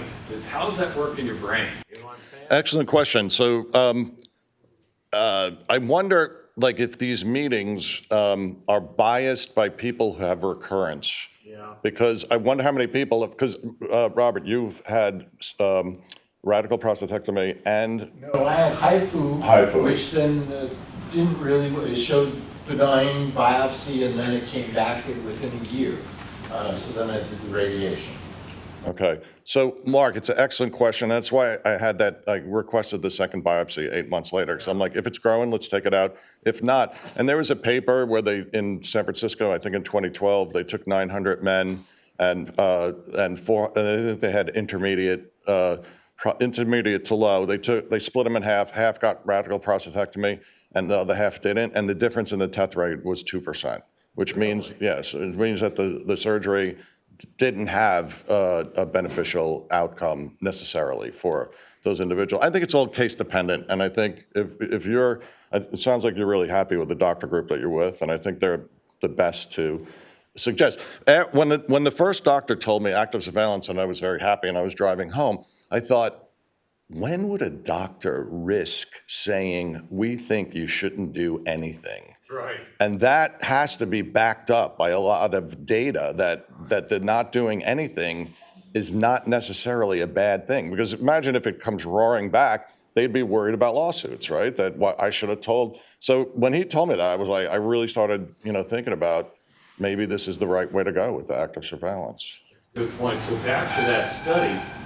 So that meant that if you have that type of prostate cancer, even though you remove the prostate, the monster's already out of the building, even though if you got it out early. And so it's in the rest of your body, it's going to spread anyways, even if you have a prostatectomy. Well, no, I think that if other people know more about this, I think if you show that the prostate cancer has metastasized, then no doctor is going to do a radical prostatectomy because it's already in other parts of your body. Am I right on that? Does anybody know if it's metastasized, is operations feasible? I think at that point you might go with the Pluvitco, the lutetium-177, like that type of treatment. And back in 14, it was 13, it was prior to the knowledge we've had in the last 5 years. But I do believe in this group, there are people who come here who have recurrence. I think people who have been diagnosed with prostate cancer and have had radical prostatectomies and they're fine, they don't have a reason to come here. So it might be that this group is, you see what I'm, right. So it might be all the people that have had radical prostatectomies and they're fine and their cancer hasn't come back. They're just like, I don't have to go to the meeting, right? I'm good, right? So. Yeah, that's really good. All right, I think question? Here's a comment. I think, if I understood you correctly, you're trying to decide ultimately what you think you might have to do about your prostate cancer. Correct. I went to the Proton Center, and they have proton seminars at the Proton Center, I think like every other month. And so a phone call could get you lined up with the next seminar. So you would hear from one of the surgeons who works there about what they do when you have proton therapy. So the point is, it just helps a person to be more informed. Oh, good. So what's your name? Sorry. What John has said is that the proton, and do you know where it's located? Yeah, it's here, it's in, I think, Kearney Mesa? Mira Mesa. So the Proton Center has a seminar. It has like an educational seminar that'll take you through the whole process. Well, that's good. Yeah, that would be good to know for sure. Although it's all biased. I mean, I spent a couple of months trying to decide proton, photon. Everybody likes what they do.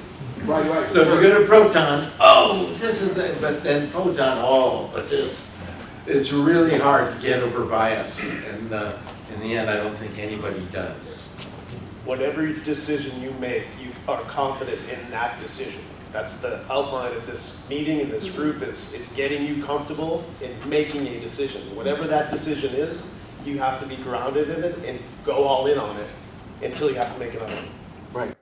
And the other thing I think we have to take into account is that some of these organizations are businesses. So I think that, like, why did I have and then when I went to Dr. Kane and I said, let's have the biopsy, and now it's 8 months later, and and I'm like, all right, how do I set it up with the hospital? He goes, no, we do it in the office. I'm like, what? You do it here? And it was less painful to do it because when you come out of general, you don't have the lidocaine in the areas that were just.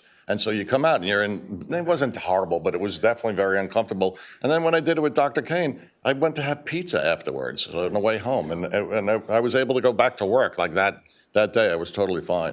So, and then I think like with Sharp, he said radical prostatectomy. And I said, well, who would do that? And he said the name. And he said, he's a member of my practice, which basically is saying he's a member of my business. Yeah. And I think that some of the doctors bought the robotics for the radical prostatectomy and they want ROI. Now, this is very biased, so I'm not saying this is absolutely true. This is my opinion, very much subject to error. But I'm always a little leery when there's big dollars involved and how that might influence treatment. So, which is why I really love this group. So, Mike, right?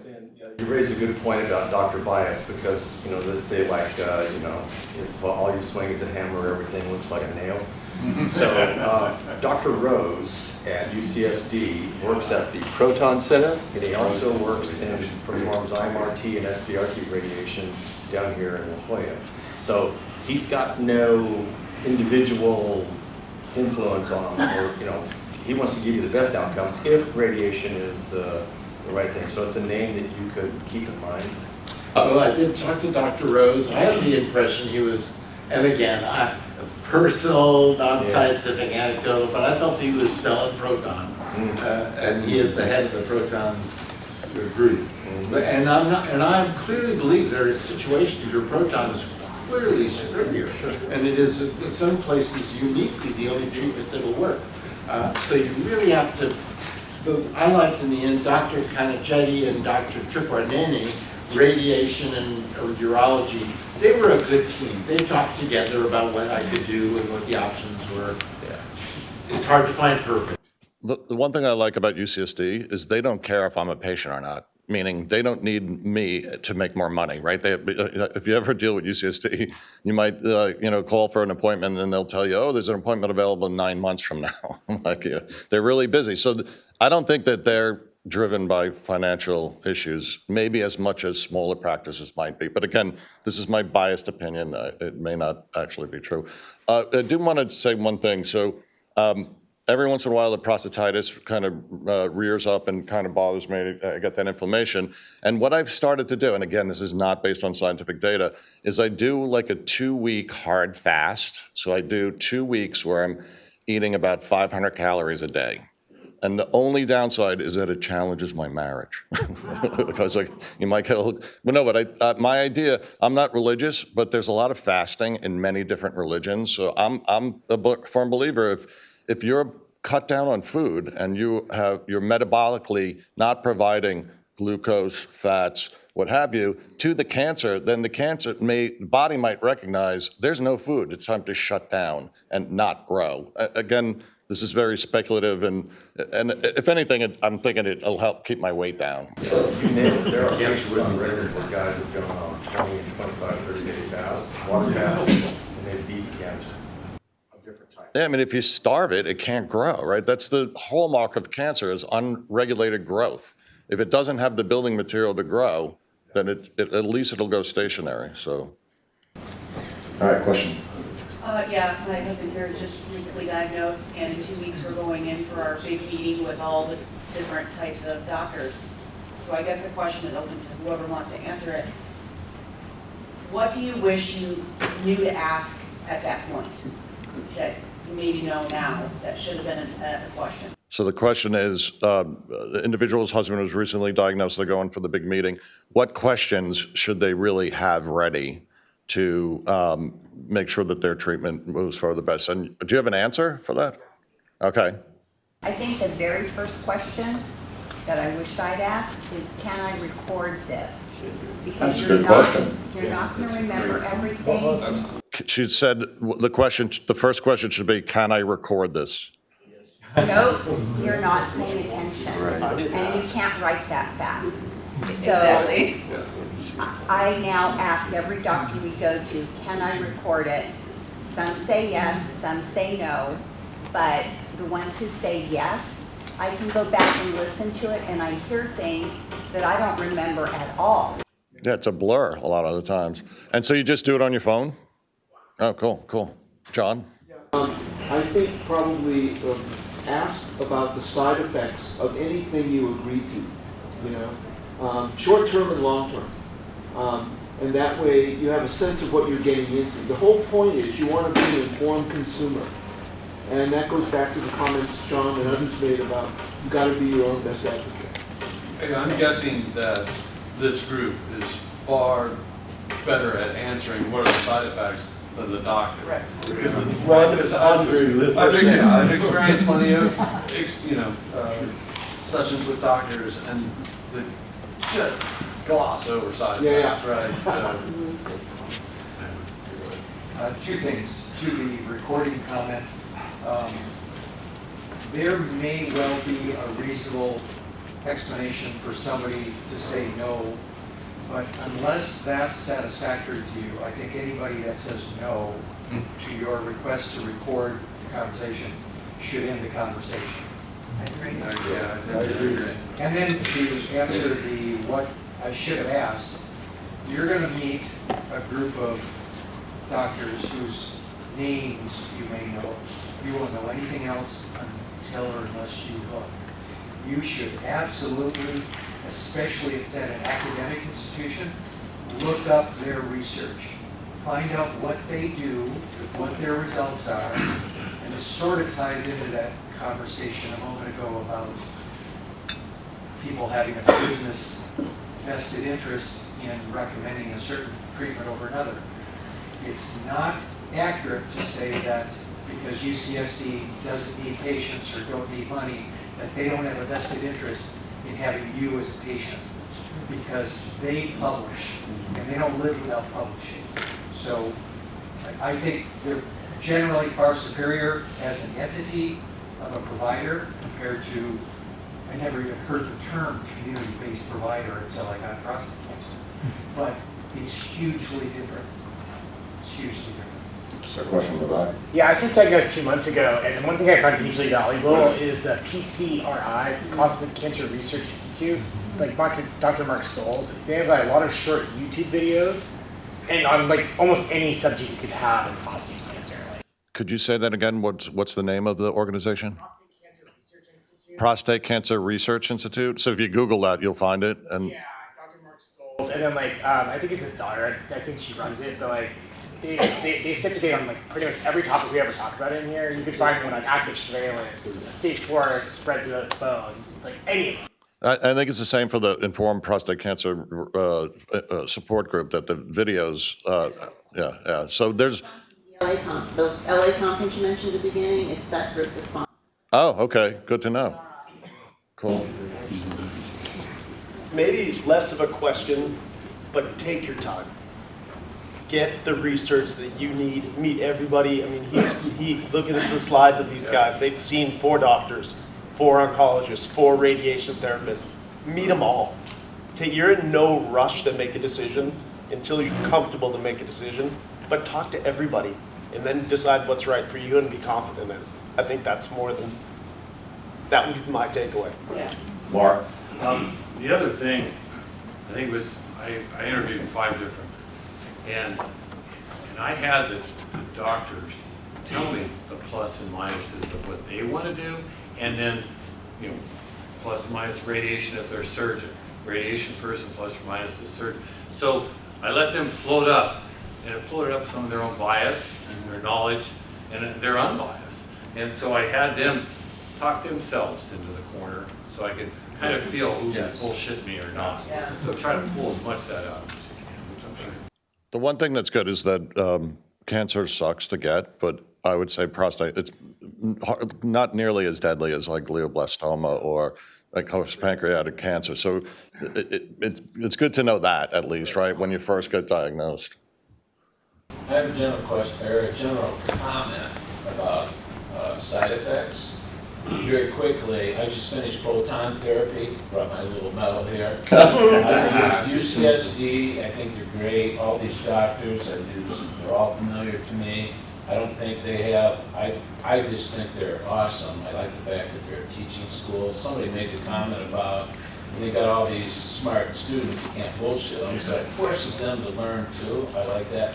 Anyway, what I was going to say about side effects is, way before I made my decision which way to go, surgery versus radiation, I talked to tons of people. I mean, I was diagnosed with prostate cancer 16 years ago, spent a lot of years, my very slow rise in PSA, and all of a sudden it took off like a rocket, so then we were trying to get treated. But my comment about side effects is, because I've talked to a ton of people, patients, non-patients, gone to all these groups, that everybody is different. When you ask about side effects, what one guy has, you may not have. For example, Lupron. Lupron in particular, or any of the ADT drugs, everybody complains about the hot flashes. The first thing people bitch about. I'm on both Lupron and Zytiga, which is abiraterone.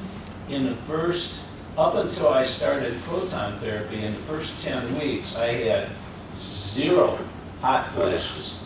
Not a thing, absolutely nothing. And even when I started proton therapy, my hormone therapist at UCSD, Dr. Choi, said, well, it's wonderful you don't have any hot flashes, most people do, but when you start radiation, sometimes that triggers more side effects. And it did. Once I started the radiation, I did start to get them, only they're mild. But my point is, everybody's different. I've talked to so many guys. Some guys said, well, after a session of radiation, they get burnt when I pee.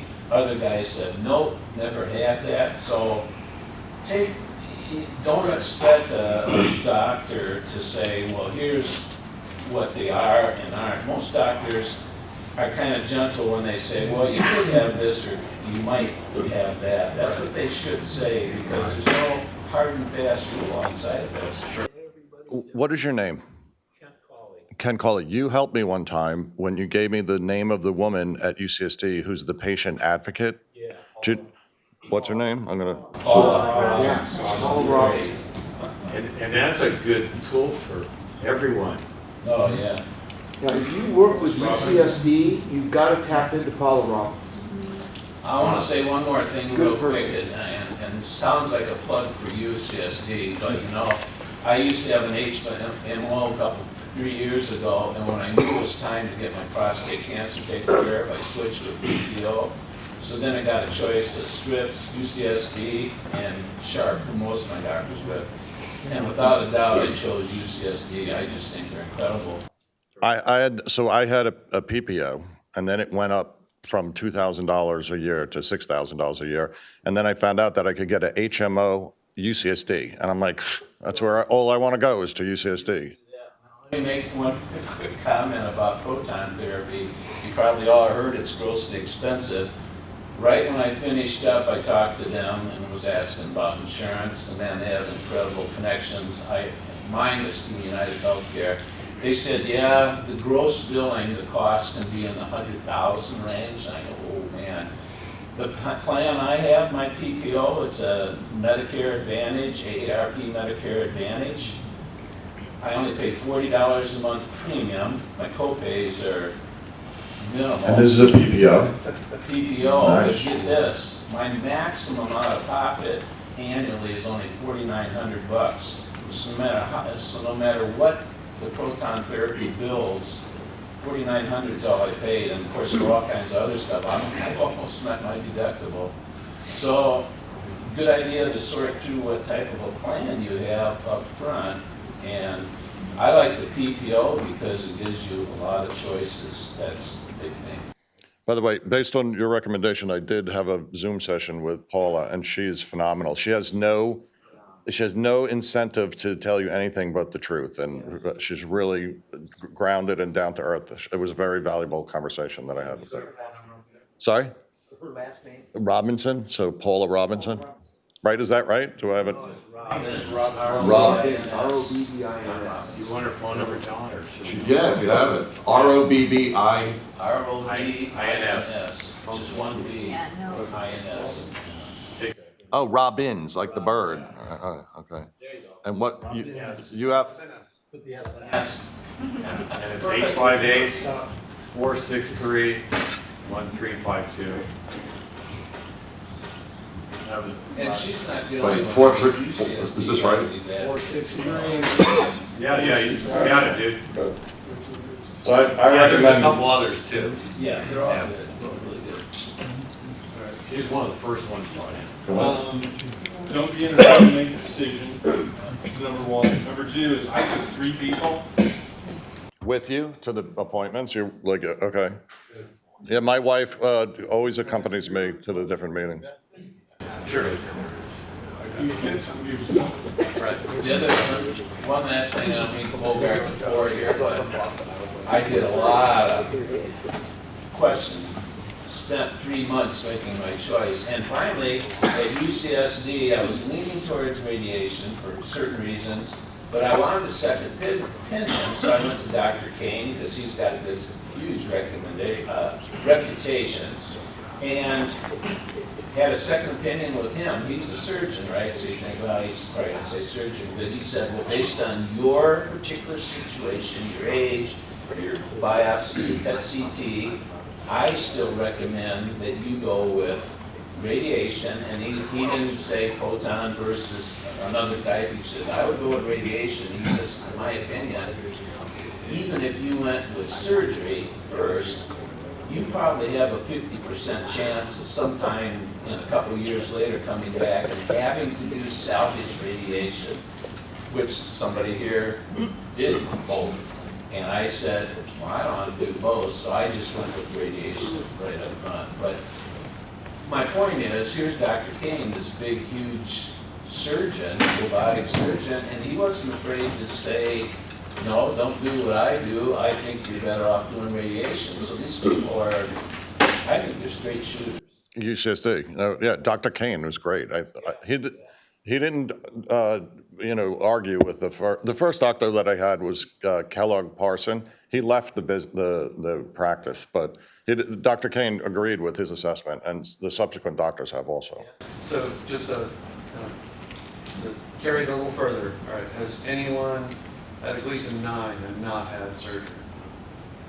No, mine was Gleason 9. What's your situation? Gleason 9, grade 3D, some SDI, subretinal vesicle, and it was pretty much localized and went with radiation. Was it external beam? External beam radiation, and immediately following it, the radiation, I came back with a less than 0.1, and I've been there for a year and a half, and I've been on ADT as well. And had yours metastasized, or is it just, it's just, but it was what was the Gleason score, sorry? 4 plus 5. You should, I assume everyone here understands that, I mean, ADT is great, but I assume everyone in the place here understands that when you're on ADT, you'll never get a final answer on whether your surgery or your radiation was completely successful until you discontinue ADT. Because ADT, Lupron, whatever, Zytiga, that knocks the shit out of your testosterone right down to 0. So like right now I finished proton therapy, my PSA is 0.02. It's basically undetectable. And shit, it'll probably stay that way as long as I'm on ADT, but I won't get a final answer to what's really going on. So I stopped the ADT. Now ADT is a good thing because if you're in your 80s, for example, and you don't want to go through a bunch of treatment, and you go, hey, I got maybe another 5 years, if I live another 5 years or whatever, I'll be happy. Well, ADT might be the thing for you because that just holds the cancer at the door. ADT does not kill cancer, but it kind of puts it on hold. But the point is if while you're still on it and you've already done these other treatments, you'll never know for sure until you stop taking it and then wait a while to see if your PSA stays down to nothing or it starts to come up. That's the only thing about the ADT.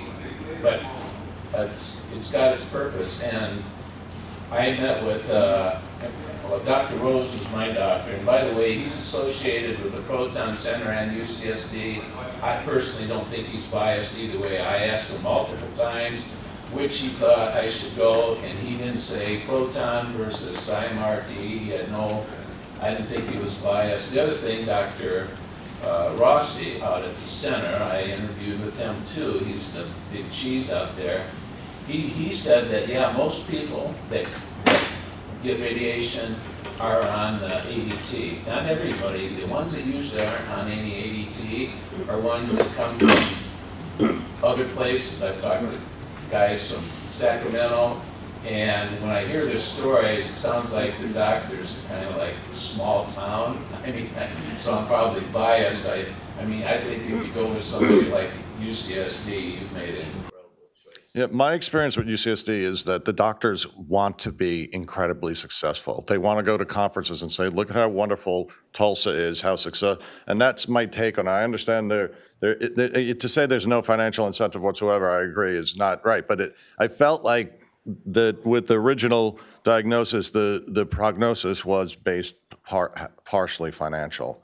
And that just was like, whoa, I don't want to be involved with that. And then when I went to UCSD, they look at your stuff like, I think you should do active surveillance, or I think you should do, they don't seem like they're driven to have you do more procedures. I agree with that, but in addition to them wanting to be successful, one of the ways they are successful is they pick the right patients. Yeah. So there's a patient who might need TULSA, but somebody else who's more experienced in HIFU might say because of the location, size, whatever parameters of your cancer, maybe HIFU is better. So they have an incentive to be successful, and they're going to choose the patient who has the disease that accelerates that. Is there a simple definition of active surveillance? Oh, so that's a good question. I asked my doctor, does he know of any patients that did active surveillance and then regretted it? And he said yes. And I said, who? And he goes, people that weren't actively surveilling. So I would argue that it's MRIs twice a year, PSAs once a month-ish, biopsies once every year or two. So the active surveillance, the active part is that you're going to the doctor on a regular basis and they're monitoring whether or not it looks like it's growing. Active surveillance is great as long as you don't wait too long. Right. That's what the doctor said, that somebody just wasn't active in their surveillance, and then it was too late and it had gotten worse. I think what he's saying about active surveillance makes sense, but I think anyone that goes on active surveillance, you already know you have cancer. The question is, it's not very aggressive, it's not going very much. So you got to stay on top of it and monitor it. But you have to accept in your mind at some point it's going to start progressing and take off, and you're going to have to look at more. Well, maybe not, right? So in my family, there's no evidence, no uncles. My father did not have prostate cancer. So I actually do believe that my cancer is caused by the prostatitis. And so I think that it, well, I think we all are, right? I mean, that's a serious. No, it was a pain. I'd also like to say that if recording your meetings with the doctor is a very, very good thing. And you can take that recording, and there are services available on the internet for like $20. They will transfer all of the to printed. Print. Well, and then great. one of them even allows you to listen and edit it as you go. So when you finish, you have a document that's everything that you can remember and gets things unscrewed up that the AI might have translated wrong. So that really helps you a lot. There was a couple that came to the group that they did that extensively, so that's available.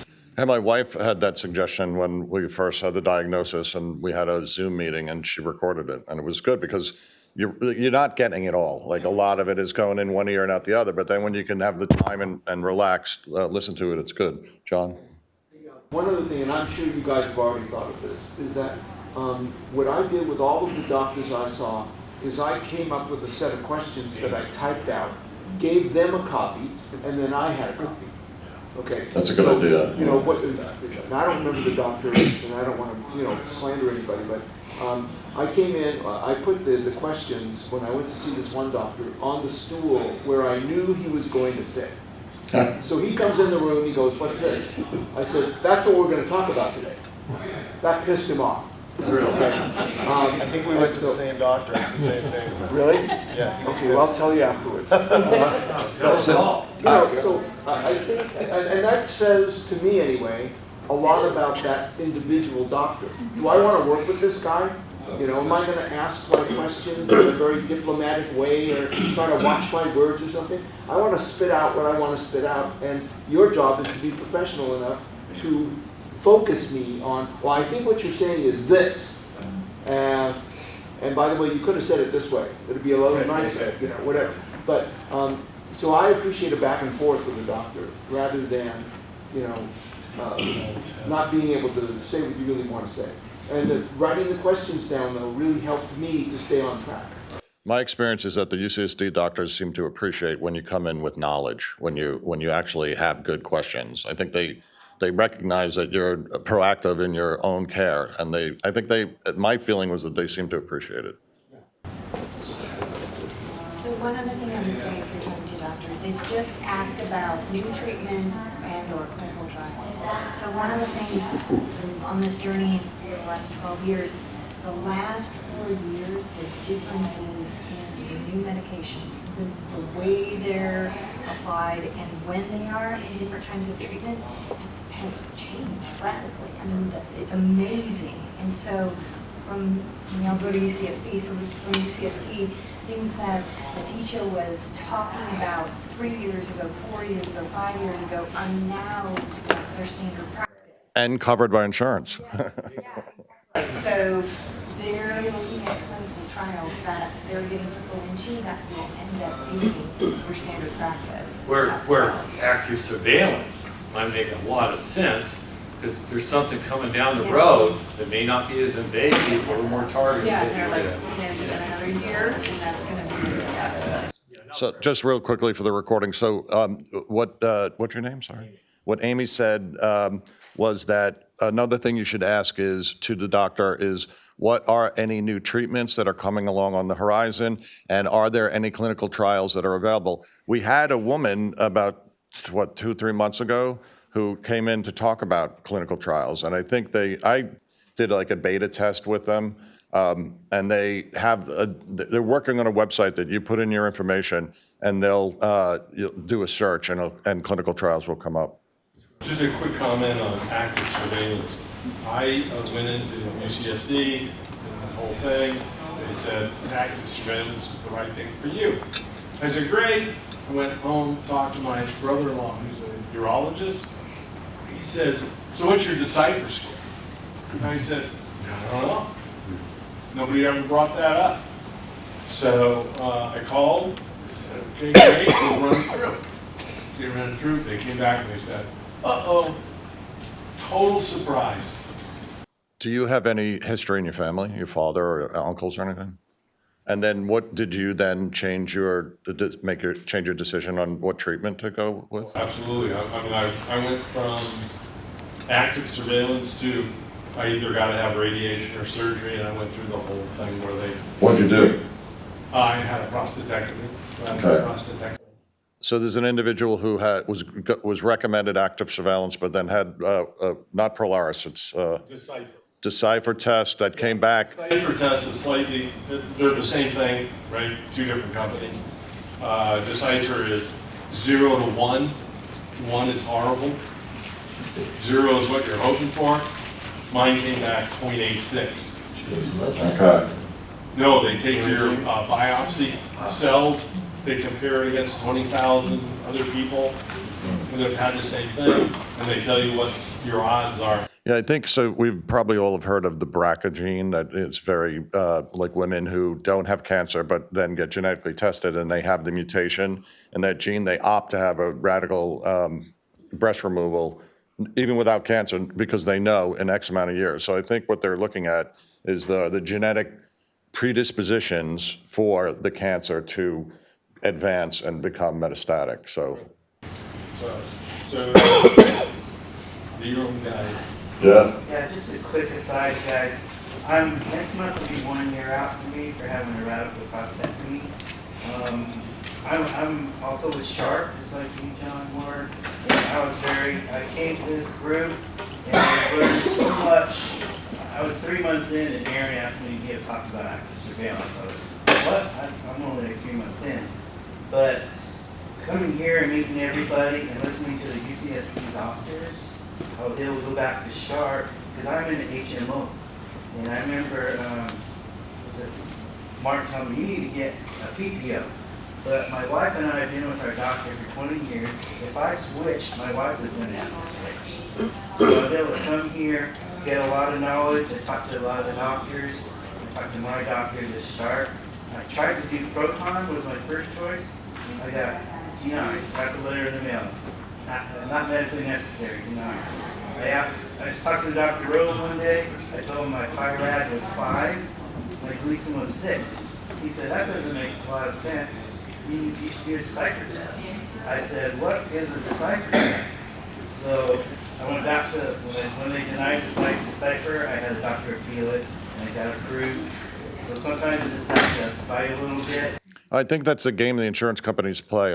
I had cancer and they denied an MRI. And I'm like, what else do you need in order to be allowed to get that? And what the doctor said is that this is just a standard move by the insurance company because some percentage of people will go, I'm not going to be able to get it. They don't tell the doctor, hey, and the doctor just has to go through the routine of making the second request. To the state of California and everything. But I decided after talking to Dr. Rose and some PCSD doctors and my sharp physician, which is a great guy, I decided to do the surgery. And I'm a year out, and my last one was 0.05.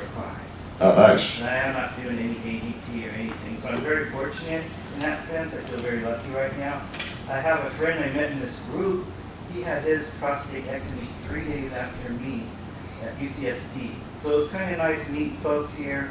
I was actually texting him. I spent my first night ever in the hospital after surgery, and he wanted to know what it was like, and so I was telling him what it was all about. But we were able to, it was very helpful, us comparing notes like Sharp versus UCSD. So That's what I love about this group, because I think that somebody had mentioned earlier that when you first were diagnosed, you don't want to share that information, right? You feel like it might be something. But now I'm like, tell everybody. Like maybe I have hundreds of students. I don't really share that because they'll, oh no, he has cancer, it's a terrible thing. But the students in my laboratory, I tell them because they might have an uncle or a grandfather, people have come and say, hey, a colleague of mine just had a biopsy last week. He's going to get the results this week. I told him, I said, if I were in Vegas, there's so many people I know have had these biopsies and it comes back, you're going to be fine. So I'm hoping that he is going to be fine. It's kind of because my father had it and all his brothers had it. So I've been prepping myself, mentally since I was in my 40s. Yeah, so I bet the Decipher test would have probably come back close. Is what decided for me to do surgery. What did it come back? Do you remember the number? 0.7. Is that something they can do? It was high risk. So he's already had his biopsy. Yes, they could take the previous sample. They can take what you've got already and do the test on that. I was just like, they were like, we can do Decipher. I told them, I'm getting another biopsy. I have my second one. I said, let's make sure we get fresh samples. They said it didn't matter. So All right, but if you're going to get a new sample, you might as well go with the new sample. But they can easily, my biopsy is going to be sent up to San Francisco for that Artera analysis, the AI analysis. So they fix it in formalin, and I think it's a fairly stable way of stabilizing the tissue for long-term storage. And then I had the lab, actually, I called the hospital, said, what's going on with my results? Oh, we haven't heard from the lab. I called the lab, and they said, we haven't got it. So sometimes you have to follow up. Yeah. They said, we'll send you a waiver you can sign, we'll send you the results for go to the hospital. I'm like, yeah, send me the results too. I don't want to deal with the office. Right. Did you have a question? No, just a comment. So my husband's Gleason score was 3+4, but it was more like a 6 anyway, somehow, from the notes I have. But they did the genomic testing, so the first thing was, oh, this is a walk in the park. Then they did the genomic testing, which is that Decipher, and it came back high risk. So I really hardly recommend taking that step. It's good information. All right, question in the back? Is it generally possible, my MRI-guided biopsy was maybe 6 months ago. I didn't know you could get the slides. Can you go back after the fact and request the slides? I would ask your doctor, but I think that that's possible. Okay. Are you answering this question? Answer this question. The slides are yours. They are kept at the facility where you had the biopsy done.